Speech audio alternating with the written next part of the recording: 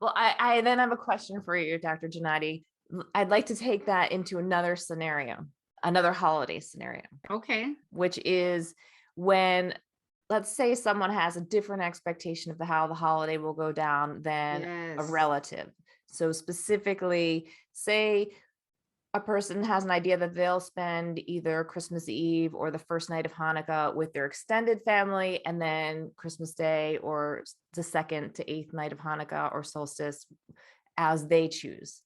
And let's say that this person has been programmed from a very early age to be a good girl or a good boy. So they know what the right answer is. And not only that, but they have some old wiring that says to them that that's selfish, that that's disloyal, it's disrespectful, it's unkind, and they feel guilt.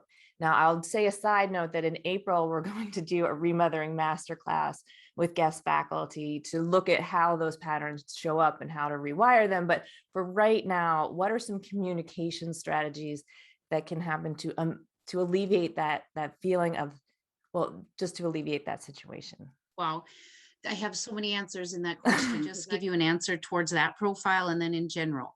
So when I listen to your question, I hear, I'm a good boy, I'm a good girl, I have to do the right thing. Now that would be a type 1 on the Enneagram. So type 1s often have an internal self-talk that mirrors what you just said.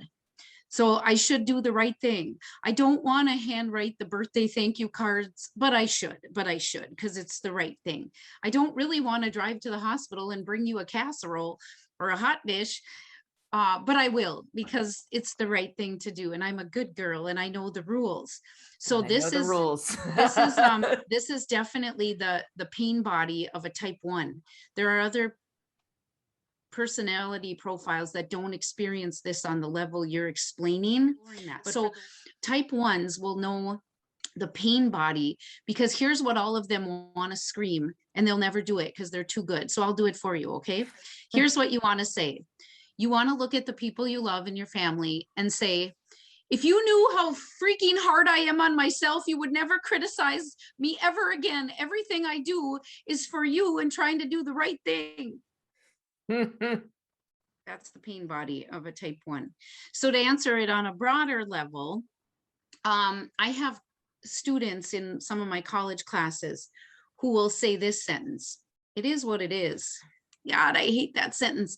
Here's why I hate that sentence. The people who use that phrase don't live by that phrase. You know who says it really well and gets the job done to the point where I would tattoo it on my body? Her name is her name is Byron Katie, Byron Katie, right? She wrote the book Loving What Is. Let me remind you what she says. She says, when you argue with reality, you lose, but only 100% of the time. Here, let's look at what it takes to argue with reality. You ready? Yes. Here's the words that it takes: stop, don't, not, have to, should, need to, shouldn't.